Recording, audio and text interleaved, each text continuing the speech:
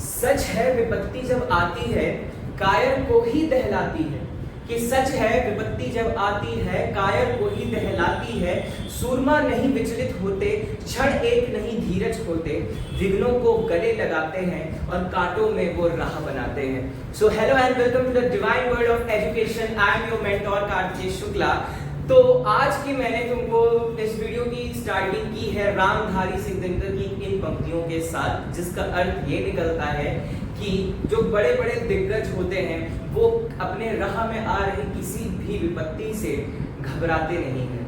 ठीक है, कहा है ना, सूरमा कहाँ घबराते हैं, और जो कायर होते हैं वो ही विचलित हो जाते हैं। सो मैं तुमको ये बताना चाहता हूँ कि तुम कायर नहीं हो, तुम कायर नहीं हो, तुम एक सूरमा हो जो 12th एग्जाम में बायोलॉजी के पेपर में, फिजिक्स के पेपर में, केमिस्ट्री के पेपर में, whatever subject you are opted with, तो तुम वो पेपर को अच्छे से पास कर सकते हो, उसमें बहुत बढ़िया नंबर ला सकते हो, तुम नीट निकाल सकते हो। ओके, सो ये था तुम्हारे लिए आज का ज्ञान। बिल्कुल भी विचलित नहीं होना है और चलिए अच्छे से पढ़ते हैं। जैसा कि तुम जानते हो हम लोगों ने 5 चैप्टर्स क्लास 12 के अंदर कंप्लीट कर लिए हैं बहुत अच्छे से।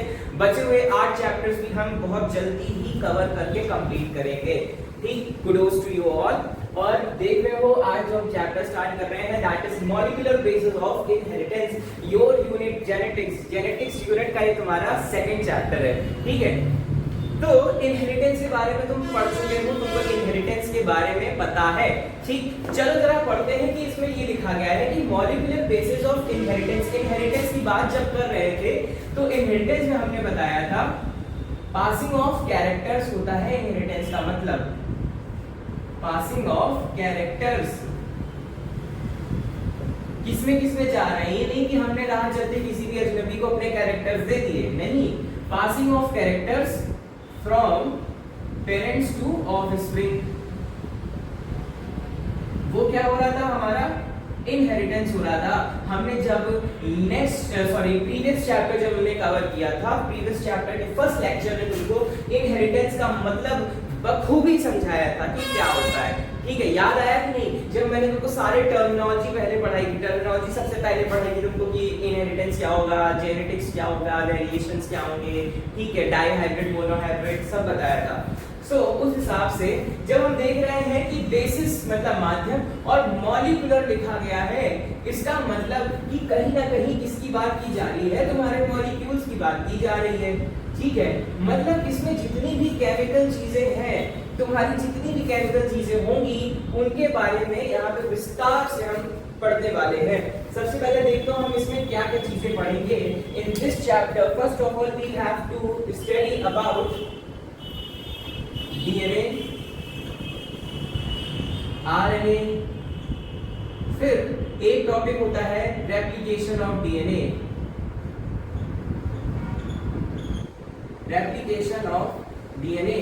अगर तुम्हें ध्यान हो, तुमने ये रेप्लिकेशन वर्ड कहाँ सुना है, तो तुमने सुना है क्लास 11th में सेल साइकिल के अंदर, cell cycle and cell division वाले चैप्टर में तुमने ये रेप्लिकेशन वर्ड सुना है of DNA, replication of DNA. ठीक, फिर हम इसमें एक बहुत बेहतरीन मैकेनिज्म है जिसको हम कहते हैं ट्रांसक्रिप्शन। क्या कहते हैं? ट्रांसक्रिप्शन कहते हैं। क्या होती है वो पढ़ेंगे। फिर हम पढ़ने वाले हैं ट्रांसलेशन, ठीक है, फिर पढ़ेंगे एक्सप्रेशन ऑफ जीन, ठीक, फिर पढ़ेंगे एक्सप्रेशन ऑफ जीन, और क्या क्या चीज पढ़ने वाले हैं, और हम पढ़ेंगे तुम्हारी HGP जिसको हम कहते हैं ह्यूमन जीनोम प्रोजेक्ट। ठीक, फिर पढ़ेंगे हम डीएनए फिंगरप्रिंटिंग।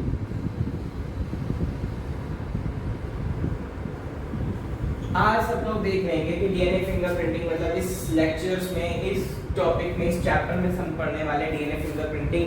कहीं भी मर्डर हो जाता है तो कहाँ पे, जैसे नहीं खूनी के निशान, मर्डर के निशान मिलते हैं, मर्डर के फिंगरप्रिंट्स मिलते हैं, फिर उनको कैसे स्कैन करके यूज किया जाता है। तो वो सारी चीजें हम डीएनए फिंगरप्रिंटिंग में पढ़ते हैं। So let's start our first topic that is DNA. DNA पढ़ने से पहले चलो जरा आपको ये बताओ कि जीन क्या होते हैं। अगर तुम अपने आप को आंसर दे सकते हो कि व्हाट इज जीन, सो बिल्कुल दो। ठीक, तुम लोगों को बताया है कि जीन क्या होते हैं। ठीक,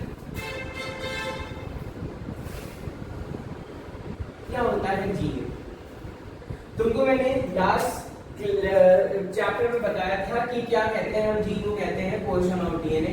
बताया था कि नहीं बताया था? क्या तो नहीं बताया था, झूठ बोलते हो है।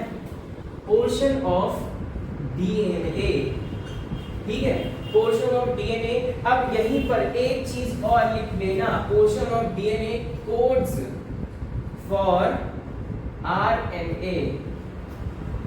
ये जो लाइन लिखी है हमने, ये जो लाइन लिखी है, इसी लाइन को हम पूरे चैप्टर में पढ़ने वाले हैं पूरी फुल डिटेल्स के साथ कि सर ने ये लाइन क्यों लिखी है। इसको अपने दिमाग में बस बैठा लो कि portion of DNA that codes for RNA.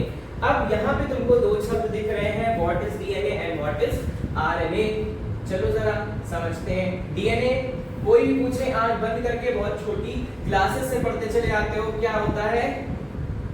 Deoxy ribo nucleic acid. ठीक, अभी आरएनए के बारे में बात नहीं कर रहे हैं, अभी हम किसके बारे में बात कर रहे हैं? केवल डीएनए के बारे में बात कर रहे हैं। डीऑक्सी राइबो न्यूक्लिक एसिड, इसका मतलब तुम यहाँ पे ये देख सकते हो कि यहाँ पे जो शुगर लगी हुई है वो कैसी शुगर है? डीऑक्सी राइबो शुगर है। डी मतलब ऑक्सीजन एब्सेंट, ठीक है, डीऑक्सी राइबो शुगर है, ठीक है, डीऑक्सी राइबो शुगर। और आरएनए में राइबोज न्यूक्लिक एसिड यानी राइबोज शुगर होती है, इसमें डीऑक्सी राइबो शुगर है। ठीक, इसका मतलब क्या होगा यहाँ पर? अब देखो यहाँ पे ही कॉन्सेप्ट आता है कि डीएनए जो होता है वो किसका मिलकर बना होगा? डीएनए किसका मिलकर के बना होगा? तो डीएनए में क्या चीज होगी? ये जो होगी तुम्हारी, ये होगी तुम्हारी शुगर।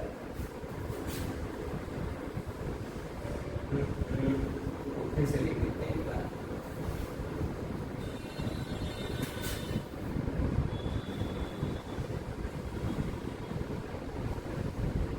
ठीक, तो ये जो होगी तुम्हारी, ये होगी शुगर। ठीक, और ये तुम्हारी क्या है? Nucleic acid. न्यूक्लिक एसिड क्या होते हैं? Chain polymer of nucleotides. क्या होते हैं? एक को कहते हैं चेन पॉलीमर, पॉलीमर मतलब ज्यादा मात्रा में, पॉलीमर ऑफ न्यूक्लियोटाइड्स। ठीक, टाइड, टाइड जानते हो ना क्या होता है?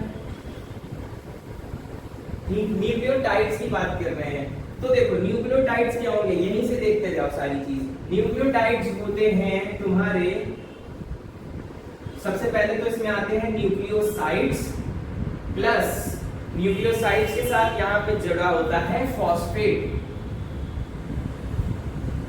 ठीक, so we can say that nucleosides plus phosphate is equals to nucleotides। ठीक, आई बात समझ में? अब यहाँ पर लिखा हुआ है कि न्यूक्लियोटाइड्स क्या होते हैं। न्यूक्लियोटाइड्स क्या होंगे? तो न्यूक्लियोटाइड्स में भी तुम्हारी दो चीजें आएंगी। सबसे पहले तुम्हारी कौन सी चीज आती है? तो सबसे पहले तुम्हारे आते हैं नाइट्रोजनस बेसेस। क्या आते हैं? Nitrogenous bases plus sugar. ठीक, nitrogenous bases plus sugar.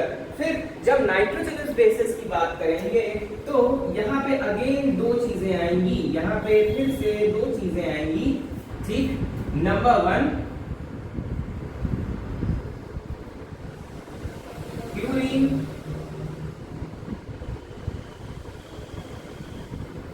Number two pyrimidine.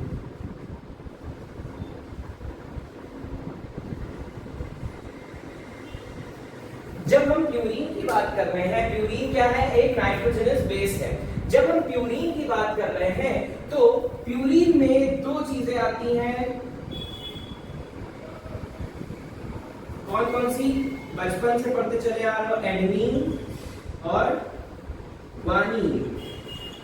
ठीक, एडेनिन आते हैं और ग्वानिन आते हैं। ठीक, लेकिन जब हम पिरिमिडीन की बात करते हैं तो पिरिमिडीन में, ये नोट कर लेना, शुगर भी रहता है। ठीक, पिरिमिडीन में आते हैं तीन चीजें तुम्हारी।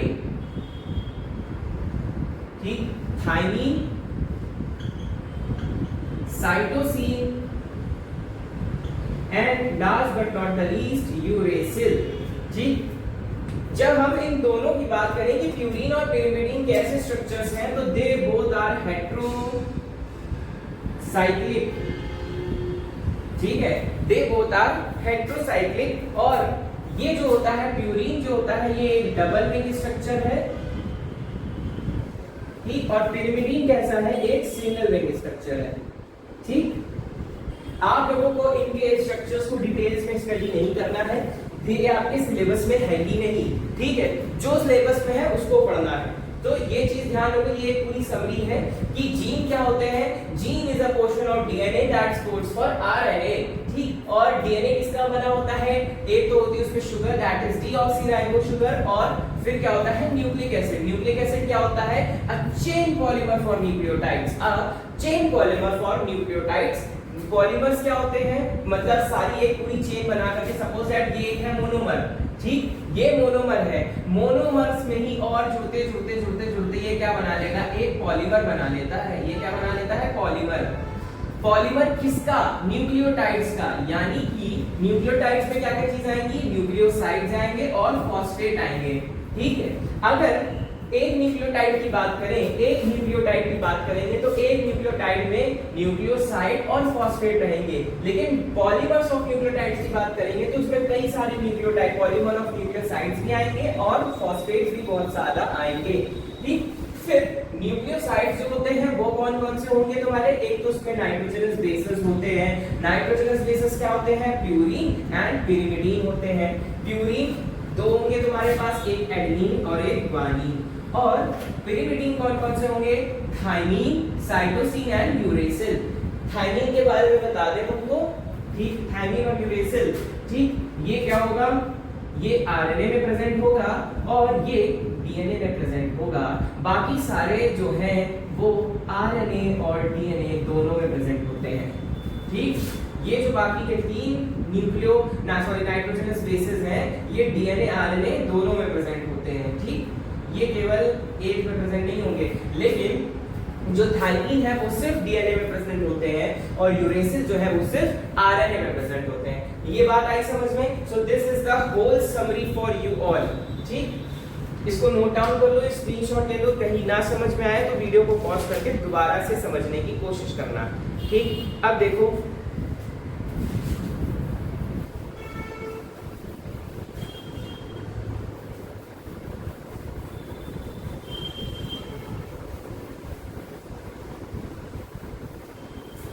अब जब हम जैसे बात कर रहे हैं अगर डीएनए की, ठीक, suppose that we are talking about DNA,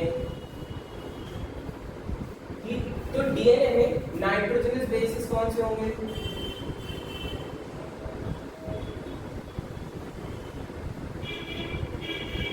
nitrogenous bases कौन कौन से होंगे, तो कौन कौन से होंगे देखो जरा, ठीक, एडेनिन से स्टार्ट करो, एडेनिन, ग्वानिन, थाइमीन और साइटोसिन, ठीक है।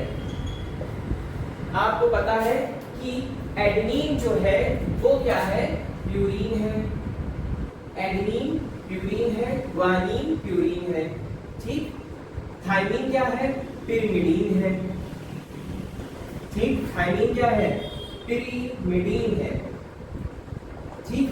एडेनिन हो गया, ग्वानिन हो गया, थाइमीन हो गया, साइटोसिन हो गया। अब इसमें शुगर्स कैसी लगी हुई हैं, कैसी शुगर्स लगी हैं देखो जरा ध्यान से।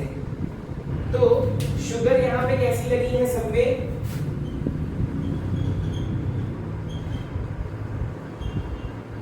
सब में शुगर लगी है 2-डीऑक्सीराइबोज, सब में शुगर ऐसी लगी है 2-डीऑक्सीराइबोज शुगर लगी है।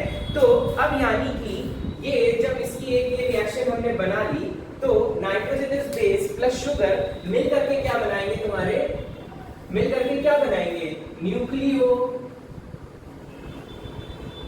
न्यूक्लियोसाइड्स, ठीक है, न्यूक्लियोसाइड्स बनाते हैं। अभी देखो पीछे देखो हम लोग ने पढ़ा था ना कि न्यूक्लियोसाइड जो होंगे वो क्या बनेंगे, नाइट्रोजनस और शुगर से मिलकर के बनेंगे।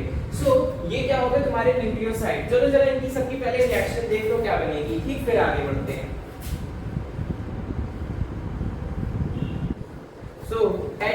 प्लस 2 डीऑक्सीराइबोस मिल करके तुम्हारे बनाते हैं डीऑक्सी एडिनोसिन। क्या बनाएगा? Deoxy adenosine. ठीक, फिर इधर ही देख लो तो ये बनाएगा तुम्हारा डीऑक्सी ग्वानोसिन। ठीक, थायमीन के केस में डीऑक्सी थायमिडीन। ठीक, और साइटोसिन के केस में डीऑक्सी साइटो, इसमें आते हैं साइटिडीन पे। ठीक, डीऑक्सी साइटिडीन, थायमिडीन और साइटिडीन आ जाते हैं। अब देखो फिर क्या हुआ, अब इसमें क्या चीज ऐड होगी, याद करो न्यूक्लियोसाइड में फिर क्या ऐड होता है? फॉस्फेट। ठीक है, यानी कि इन सब में नीचे क्या ऐड हो जाएगा? फॉस्फेट। ठीक, इन सब में भी नीचे क्या ऐड होने वाला है? फॉस्फेट ऐड होगा। चलो जी, ऐड कर दिया फॉस्फेट भी।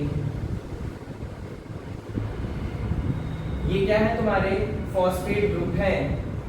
ठीक है, अब ये जब फॉस्फेट बन गया तो यानी कि अब देखो nitrogenous base plus sugar is equal to nucleosides. फिर न्यूक्लियोसाइड्स प्लस फॉस्फेट मिल करके क्या बनाते हैं? तुम्हारे न्यूक्लियोटाइड्स बनाते हैं। ठीक, न्यूक्लियोटाइड्स। तो न्यूक्लियोटाइड्स कौन कौन से बन जाएंगे वो भी देख लेते हैं। ठीक, तो न्यूक्लियोटाइड्स तुम्हारे कौन कौन से आएंगे?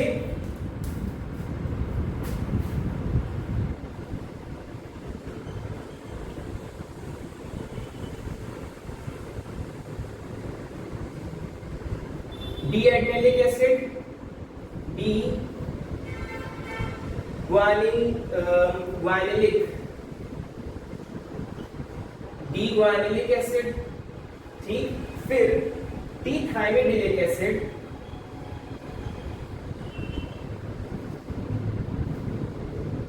थायमिडिलिक एसिड, और last but not like these D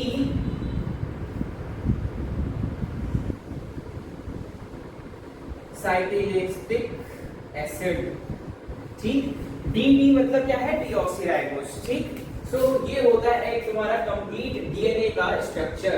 मतलब कि एक डीएनए में कितने ये नाइट्रोजनस बेसेस हैं? नाइट्रोजनस बेसेस प्लस शुगर कैसी है? डीऑक्सीराइबोस शुगर है, मिलकर के क्या बनाएंगे? न्यूक्लियोसाइड बनाएंगे। न्यूक्लियोसाइड्स तुम्हारे ये रहे। फिर न्यूक्लियोसाइड्स जो होंगे उसमें जब फॉस्फेट ऐड होगा तो वो न्यूक्लियोटाइड्स बनाएंगे। दैट इज तुम्हारे ये सारे सीक्वेंसेस। ये हमने बात की है डीएनए के पर्पस से। ये हमने किसके लिए बात की है? डीएनए के पर्पस से। लेकिन जब बात हम आरएनए की करेंगे तो इसमें क्या चेंज आएगा वो भी देख लो। इतना तुम लोगों ने नोट कर लिया है तो अच्छी बात है, आगे बढ़े। ठीक, नोट कर लिया। अब हम इसी में चेंज कर रहे हैं, उसको भी नोट कर लेना। ये नहीं कि पूरा सर ने जैसे बता दिया वैसे। अब हम यहाँ पे बनाएंगे आरएनए। ठीक, वो क्या था? डीएनए के लिए था, ये किसके लिए है? आरएनए के लिए। ठीक, आरएनए में सबसे पहले तो क्या चेंजमेंट आएंगे? तुम खुद दिमाग लगाओ, खुद दिमाग लगाओ। आरएनए में शुगर कैसी है? डीऑक्सीराइबोस नहीं है, वो राइबोस शुगर है। RNA ribonucleic acid. तो यानी कि यहाँ पे शुगर कैसी हो जाएगी? डीऑक्सी हट जाएगा और शुगर कैसी हो जाएगी? राइबोस शुगर हो जाएगी। ठीक, राइबोस शुगर हो गई। राइबोस शुगर हो गई यानी कि यहां से भी तुम्हारे डीऑक्सी चीजें हट गई। ठीक, यहां से तुम्हारी डीऑक्सी चीजें हट गई।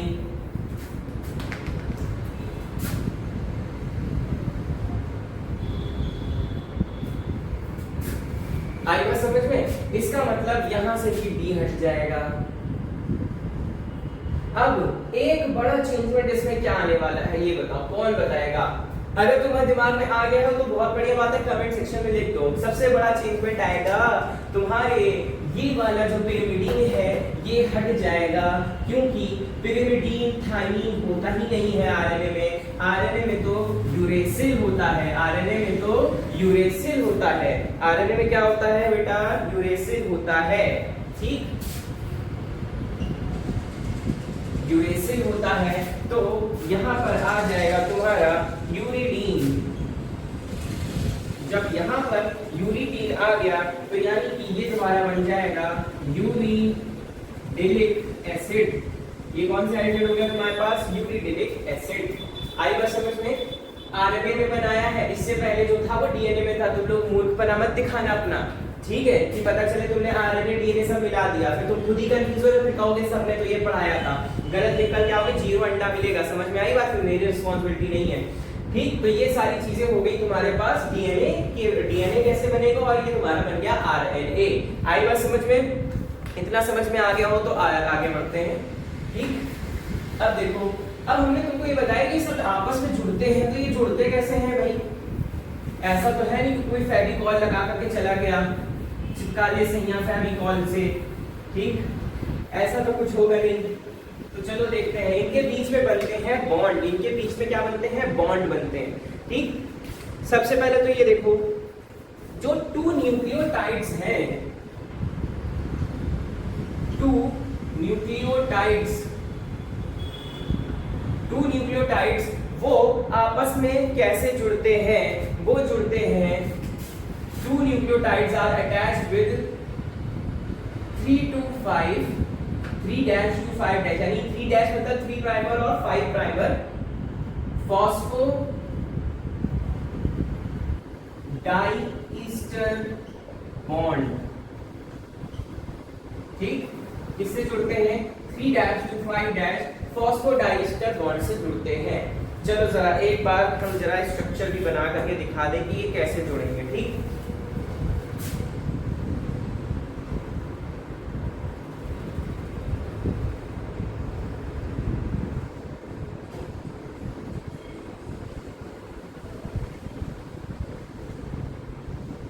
नेमिंग करनी आती है? नंबरिंग करनी आती है? 1 कार्बन, 2 कार्बन, 3 कार्बन, यहाँ 4 कार्बन, लेकिन 5वां कार्बन कहाँ जुड़ा होता है? यहाँ पे जुड़ा होता है, ठीक? 5वां कार्बन कहाँ जुड़ा होगा? यहाँ पे जुड़ा होगा, ठीक? चलो देखो कैसे बनेगा। 3rd वाले कार्बन पे हमेशा ध्यान रखना क्या जुड़ा होगा? OH ग्रुप, ठीक? और 5th वाले पे क्या जुड़ा होता है? फॉस्फेट। 5th वाले पे क्या जुड़ा होगा? फॉस्फेट। एक चीज और देखना, फॉस्फेट 5th वाले पे किस बॉन्ड से जुड़ेगा? वो जुड़ता है फॉस्फेट बॉन्ड से। किस बॉन्ड से जुड़ता है? वो जुड़ता है फॉस्फो ईस्टर बॉन्ड। यहाँ 2 बॉन्ड ही है, ठीक? कौन से बॉन्ड है? Phospho ester bond. ये केवल बात हो रही है इस वाले बॉन्ड के लिए, ठीक है? मतलब 5th वाले कार्बन पे फॉस्फेट जिस बॉन्ड से जुड़ेगा उसको कहते हैं फॉस्फोईस्टर बॉन्ड, ठीक? अब देखो, ऑक्सीजन यहाँ पर है, ऑक्सीजन यहाँ पर है, यानी कि फॉस्फेट ग्रुप को अटैच होना पड़ेगा। कैसे अटैच होना पड़ेगा? चलो दूसरा वाला बनाते हैं। तो दूसरा वाला यहीं पे बनाओ, ऑक्सीजन,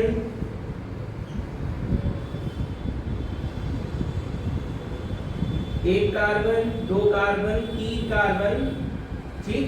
ये वाला तुम्हारा 1 2 3 4 5th कार्बन, ये रहा तुम्हारा, ठीक है? यानी कि यहाँ पे जुड़ा होगा फॉस्फेट बॉन्ड। फॉस्फोईस्टर बॉन्ड से यहाँ पे क्या जुड़ा है? फॉस्फेट जुड़ा है। और अब यहाँ पर ये जो बॉन्ड जुड़ रहा है,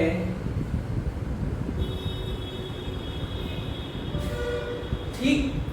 ये जो बॉन्ड है इसी को हम कहते हैं फॉस्फो डाइईस्टर बॉन्ड, ठीक? अब देखो, ये एक न्यूक्लियोटाइड है, ये दूसरा न्यूक्लियोटाइड है, ठीक?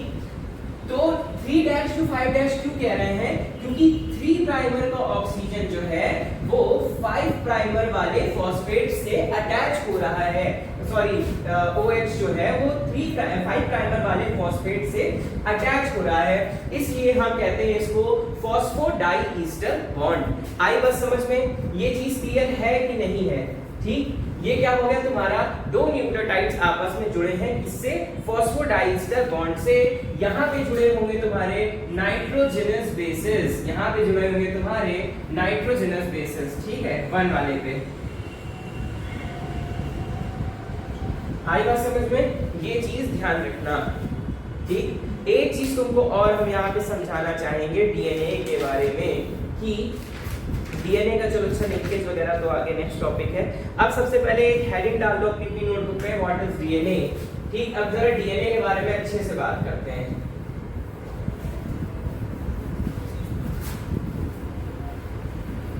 ठीक, डीएनए के बारे में जरा अच्छे से बात करते हैं कि भाई डीएनए क्या होता है।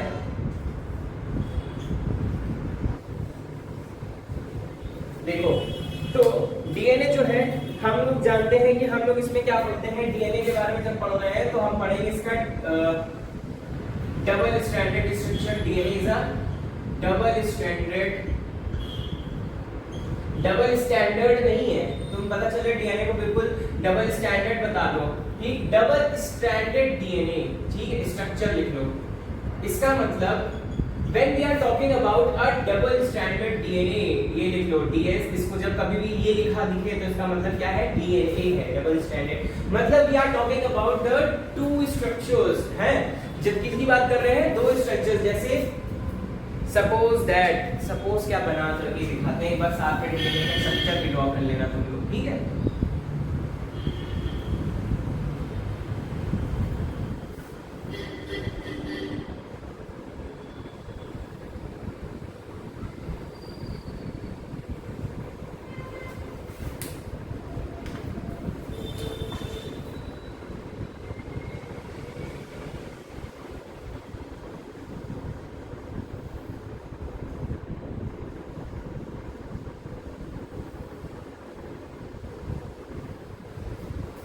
देखो, ये जो हमने स्ट्रक्चर बनाया है, कई बार इसको ये लोग 4 स्टैंडर्ड डीएनए नहीं है, ये हमने एक 3D स्ट्रक्चर बनाया है, ठीक। बीच से ये चीजें गायब कर दो तो तुमको थोड़ा सा रियलिस्टिक लगेगा, ठीक है। आपस में अटैच्ड हैं ये लोग, ठीक, आपस में क्या है, अटैच्ड हैं।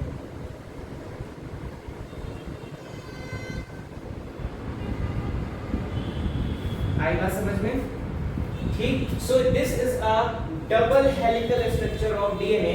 अब इसमें क्या क्या चीजें आएंगी वो भी अभी हम देखते हैं। कहीं और कमी लगनी कोई,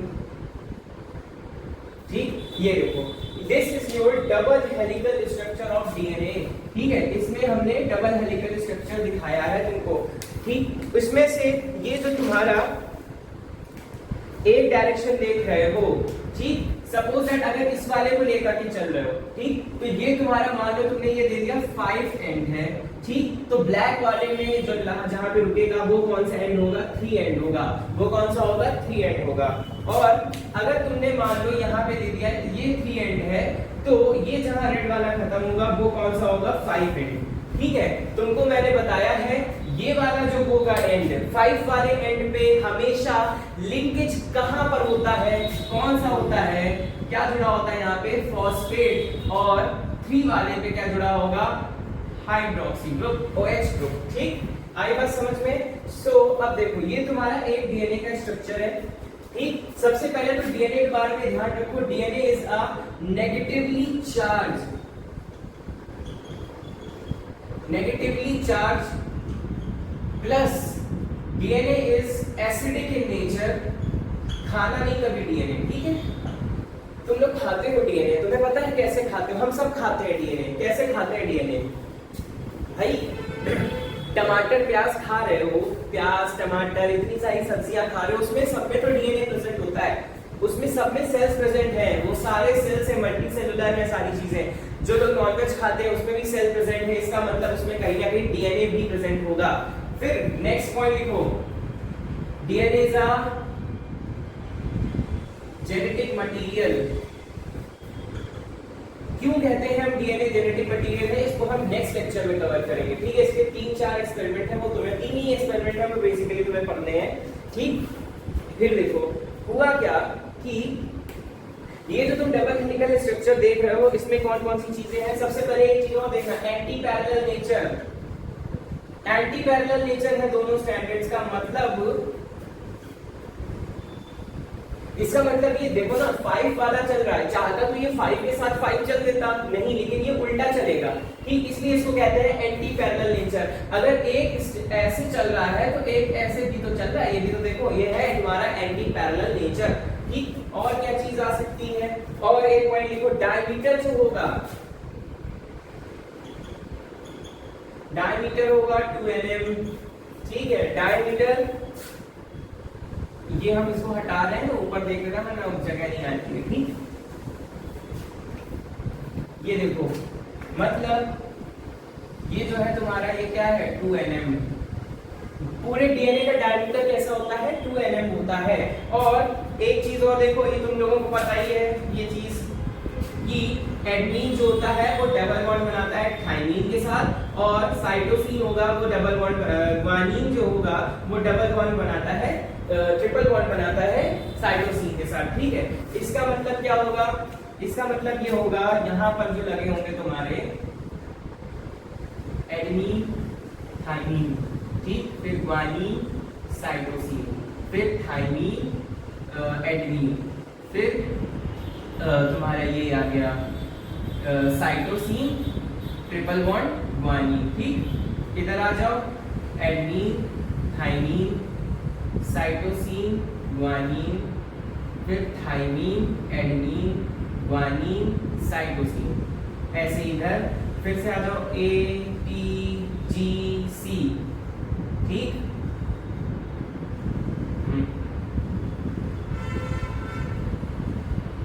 थाइमीन एडमीन साइटोसिन ग्वानिन, ठीक। ये सारी चीजें तुम्हारे डीएनए में भरी होती हैं। सो this is your a double helical structure of DNA. और क्या चीज बच गई इसमें, हाँ ये देख रहे हो, ये जो टर्न्स हैं, ठीक, ये टर्न्स के बीच में 3.4 nm का गैप होता है। इन टर्न्स के बीच में कितना गैप होगा 3.4 nm का गैप होगा। और इन दोनों के बीच में यानी कि ये जो तुम्हारे नाइट्रोजन स्पेसेस लगे हैं इनके बीच में 0.34 nm का गैप होता है, 0.34 nm का गैप होता है। अगर हम nm को चेंज कर देते हैं तो ये हो जाता है 20 एंगस्ट्रॉम, ओके। nm को चेंज करोगे एंगस्ट्रॉम में तो ये क्या हो जाएगा 20 एंगस्ट्रॉम हो जाएगा। और कुछ इसमें बचा, हाँ एक चीज और, वन पिच में होते हैं 10 बेस पेयर्स, ठीक है। मतलब कि अभी इसमें तो स्पेस कम थी, लेकिन अगर इसकी स्पेस हमने ढंग से बनाई होती, सपोज चलो एक बार ढंग से बना लेते हैं,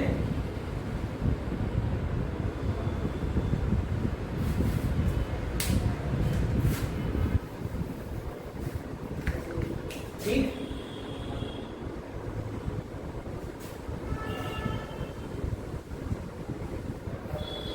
अगर हम इसको ढंग से बनाते हैं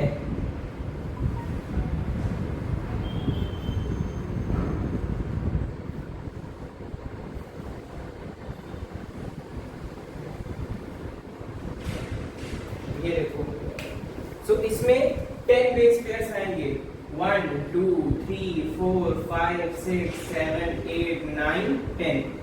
एडमीन guanine thymine cytosine adenine guanine thymine cytosine adenine guanine, ठीक। बना लो इसको भी, double bond thymine triple bond cytosine A G, फिर E G P C, ठीक। इसको हम क्या कंसीडर कर रहे हैं, पूरी एक पिच कंसीडर कर रहे हैं। इसको क्या कंसीडर कर रहे हैं, पिच कंसीडर कर रहे हैं। तो वन पिच में कितने चीज होती हैं 10 बेस पेयर्स होते हैं। ये तुम्हारे 10 बेस पेयर्स इसमें लग गए, ठीक है। आई बस जो और इसमें क्या चीज रह गई कि तुम्हारा 3.4 हो गया तो थर्ड तुम्हारा ये चीज कंप्लीट हो गई, ओके। और देखो जब यहाँ पर तुम्हारा जैसे मान लो ये ग्वानिन के बाद साइटोसिन लगा है तो यानी कि नेक्स्ट वाली पिच में यहीं से कंटिन्यू हो जाएगा, जी के बाद आ जाएगा तुम्हारा जो भी जैसे जो भी सीरियल ऑर्डर चल रहा है वो उसमें आ जाएगा। यहाँ पे फिर नहीं कि एडमीन से चालू हो जाए, ठीक। ये तो तुमको एक समझाने के लिए एग्जांपल दिया है, आई बात समझ में। सो ये था तुम्हारा डीएनए का कंप्लीट स्ट्रक्चर। एक चीज आज के लिए हम लास्ट टॉपिक और पढ़ने वाले हैं, ये किसने दिया था ये भी समझ लो। This concept was given by, जानते हो तो वो क्या बताया तुमको, वॉटसन एंड क्रिक, ठीक। इनकी भी कहानी अभी बता रहे हैं, ठीक, जिसके लिए इनको नोबेल प्राइज मिला था, तुम्हें पता ही है, ठीक। अब देखो हुआ क्या कि ये जो इनका ये था ना काम, ये चोरी का माल था। ये जो इन्होंने डीएनए का स्ट्रक्चर बताया ये एक चोरी का माल था। कैसे चोरी का माल था आओ देखते हैं। चोरी का माल ये ऐसे था कि इन्होंने क्या किया, एक बहुत बढ़िया साइंटिस्ट थे फ्रैंकलिन एंड विल्किंस। फ्रैंकलिन थे और विल्किंस थे। इन्होंने क्या किया था, इन्होंने एक्सरे डिफ्रैक्शन मेथड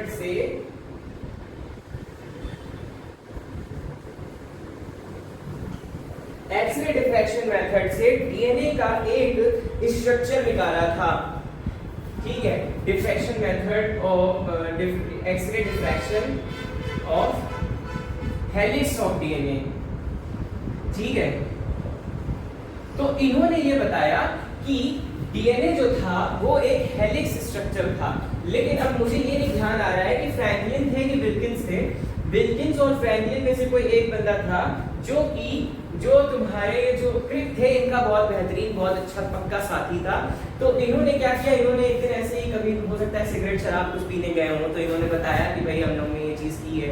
तो इन्होंने क्या किया, जो है अपने ही एक तरह से अपने ही साथी को धोखा दे दिया और इन्होंने क्या करा, अपनी बात जो है क्रिक से शेयर कर दी। अब क्रिक भी दिमागी, क्रिक ने अपने बंदे से कहा, ये होता है ना कि आप किसी को अपना दोस्त समझ रहे हो तो वो तुमको धोखा देगा, उसका दोस्त हो सकता है कोई और। तो क्रिक साहब के बेस्ट फ्रेंड थे तुम्हारे जेडी वॉटसन साहब, तो उन्होंने उनके साथ सजेस्ट करा और उन्होंने क्या करा, इसी चीज को यूज करके डीएनए को एक हेलिक्स बता दिया कि भाई डीएनए जो होगा वो हेलिकल होगा, डीएनए जो होगा वो हेलिकल होगा। ठीक, फिर साथ में जो है ये तो तुम्हारे फ्रैंकलिन और विल्किंस का काम हो गया।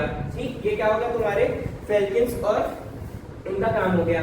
फिर एक बहुत ही बढ़िया साइंटिस्ट थे, उनका नाम था एडविन शरगाफ। ठीक है, या शरगाफ कह लो, एडविन शरगाफ थे। तो इन्होंने क्या बताया, इन्होंने दी थी complementary base pairing.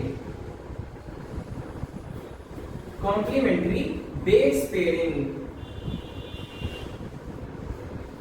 Complementary base pairing दी थी इन्होंने, वही जो तुम्हारा जुड़ रहा था ना एडेनिन थाइमिन के साथ। तो इन्होंने ये चीज बताई, सर एडविन शारगाफ रूल, एक हेडिंग डालेगा सर एडविन शारगाफ रूल। ठीक है, ये तुम्हारे क्वेश्चन में आता है, एग्जाम में आता है, एक्सप्लेन द शारगाफ रूल। ठीक, तो इन्होंने ये बताया कि एडेनिन जो होगा वो थाइमिन के बराबर होगा और ग्वानिन जो होगा वो साइटोसिन के बराबर होगा। ठीक, इसलिए adenine is equals to thymine is equals to adenine plus thymine is equals to guanine plus cytosine. अगर इसको और ढंग से लिखना चाहो तो एडेनिन प्लस ग्वानिन, ये कितना होगा तुम्हारा, आई बात समझ में, ये कितना होगा तुम्हारा 1 होगा। ठीक, ये बात किसके लिए की जा रही है, ये एक डबल स्टैंडर्ड डीएनए के लिए बात की जा रही है। तो जो वॉटसन और क्रिक का था पूरा कॉन्सेप्ट था, या कह दो उनका जो पूरा एक्सपेरिमेंट था या पूरा उनकी डिस्कवरी थी, वो इन दोनों के वर्क पर बेस्ड थी, वो इन दोनों के वर्क पर बेस्ड थी। ठीक है, वो इन दोनों के वर्क पर बेस्ड थी। ओके, आई बात समझ में। आगे चल के बहुत ज्यादा विवाद हुआ कि इन्होंने इनको धोखा दे दिया, तो फिर क्रिक से भी बहुत सारे सवाल जवाब किए गए, बस उसका कुछ रिजल्ट नहीं रहा। जानते तो इतने लंबे लंबे वकालतनामा चलते रहते हैं, लंबे लंबे केसेस चलते रहते हैं। सो ये था तुम्हारा एक पूरा थ्योरी कि किस हिसाब से पूरा सेल का डीएनए का पूरा सारी चीजें तुम्हारे सामने ला करके रखी गई हैं। चलो अब एक बहुत ही अच्छा क्वेश्चन करने वाले हैं हम एडविन शारगाफ के रूल के बेसिस पर। ठीक, एक बहुत अच्छा क्वेश्चन करेंगे एडविन शारगाफ रूल के बेसिस पर। एक या दो क्वेश्चन करते हैं। चलो फर्स्ट क्वेश्चन नोट करो अपने अपनी नोटबुक्स में कि if a double standard DNA has, क्या है question, double standard DNA has 20% cytosine, क्या है 20% साइटोसिन है, what will be the percentage of adenine निकालना है तुमको, परसेंटेज ऑफ एडेनिन कितना होगा। सॉल्व करने की सबसे बढ़िया ट्रिक तुमको बता दें। देखो तुम्हें पता है 20% क्या दिया गया तुम्हारे पास, 20% सॉरी ऐसे लिख लो, साइटोसिन कितना है 20% है। इसका मतलब तुमने एक रूल पढ़ा हुआ है कि cytosine is equals to guanine, तो ग्वानिन भी क्या हो जाएगा तुम्हारा 20% हो जाएगा, ग्वानिन भी तुम्हारा क्या हो जाएगा 20% हो जाएगा। जब इन दोनों को ऐड करोगे तो ये दोनों कितने हो जाएंगे 40% हो जाएंगे, ये दोनों कितने हो जाएंगे 40% हो जाएंगे। परसेंटेज का सवाल जब भी आता है तो हम जानते हैं सबसे बड़ा परसेंटेज क्या है 100%, ठीक। सो तुम्हारे पास सिंपल सा एक नियम, 100 में से 40 को माइनस कर लो, कितना बचा 60 बचा, ठीक 60 बचा, कितना बचा 60 बच गया। अब देखो 100 में से जब तुमने 60 को माइनस किया, इसको ऐसे लिख लेना तुम, ठीक है। और जब ये तुम्हारा आ जाएगा तो यानी कि ऑब्वियसली एडेनिन जो होगा वो तुम्हारा 30% आ जाएगा। इसका मतलब जब तुमने 30% ये निकाला तो यानी थाइमिन भी तुम्हारा 30% ही रहा। तो अब इसको बना के देख लो, adenine 30%, thymine 30%, guanine 40%, guanine 20%, cytosine भी 20%, ठीक। टोटल कर लो, पूरे तुम्हारे नाइट्रोजनस बेसिस कैसे हो गए 100%। आएगा समझ में? ये बात सबको समझ में आ गई कि नहीं आ गई? अब एक क्वेश्चन हम और देखेंगे, ठीक, एक क्वेश्चन और देखेंगे।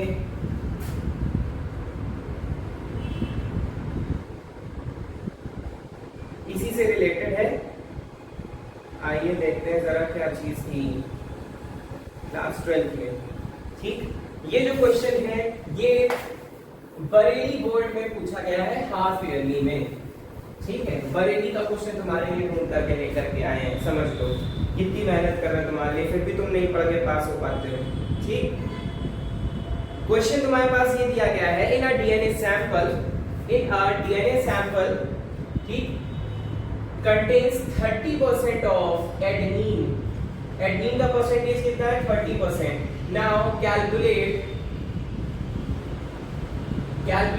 the percentage of thymine, guanine and cytosine, ठीक। आसान है तुम्हारे लिए, सॉल्व कर लो जैसे अभी सॉल्व किया हमने, ठीक। एडेनिन 30% है तो यानी कि थाइमिन भी कितना हो जाएगा 30% हो जाएगा। थाइमिन सॉल्व हो गया, बचे हुए दो को सॉल्व करना है, कर लो। 30 प्लस 30 कितना हुआ तुम्हारा 60% हुआ, 100 माइनस 60 ग्वानिन प्लस साइटोसिन यानी कि 40 is equals to guanine plus cytosine, तो यानी कि तुम्हारा साइटोसिन 20 हो जाएगा और ग्वानिन क्या हो जाएगा 20 हो जाएगा। इनको ऐड कर लो, 30 plus 30 60, 60 plus 20 80, 80 plus 20 100। Nitrogenous bases कितने हो गए तुम्हारे 100% हो गए डीएनए। आई बात समझ में? कितना आसान क्वेश्चन था। ऐसे ही क्वेश्चन तुम्हारे आएंगे, हो सकता तुमको ग्वानिन देते, हो सकता तुमको साइटोसिन देते, ठीक। आई बात समझ में? So basically this is all about for today. I hope तुमको ये वीडियो अच्छा लगा होगा। जो भी कॉन्सेप्ट आज हमने इस लेक्चर में कंप्लीट करे हैं वो तुमको इजीली समझ में आए होंगे। नेक्स्ट उसमें हम क्या करने वाले हैं, सबसे पहले तो नेक्स्ट में हम पढ़ने वाले हैं पैकेजिंग ऑफ डीएनए हेलिक्स, मतलब जो तुमने हेलिक्स देखा उसमें पैकेजिंग कैसे होती है, ठीक है। हिस्टोन की पैकेजिंग होती है, ये भी बता दें तुमको, लेकिन कैसे होगी, प्रोकैरियोट्स में अलग होती है और यूकैरियोट्स में अलग होती है। तो इसके बारे में भी हम डिटेल्स में स्ट्रक्चर पढ़ने वाले हैं। फिर कल हम स्टार्ट करेंगे सेंट्रल डोग्मा थ्योरी, और प्लीज एक चीज और बता दें फिर जो कल हम पढ़ने वाले हैं ट्रांसफॉर्मिंग प्रिंसिपल्स, यानी कि तुम्हारा जो why we call DNA as a genetic material, तो वो भी पढ़ना है, ठीक। आई बात समझ में? तो आई होप सो वीडियो आपको अच्छे से समझ में आया होगा। कुछ नहीं समझ आया है तो बेझिझक हो करके पूछ सकते हो, पूछने में बिल्कुल भी संकोच ना किया करो। जो नहीं आए, किसी भी मोड पे कोई चीज नहीं समझ आ रही है तो बिल्कुल एक मेंटोर का गाइडेंस लेकर के उसको बहुत अच्छे से समझने की कोशिश करो। So this is all for today. Do not forget to like, share and subscribe the Divine Word of Education. Thank you.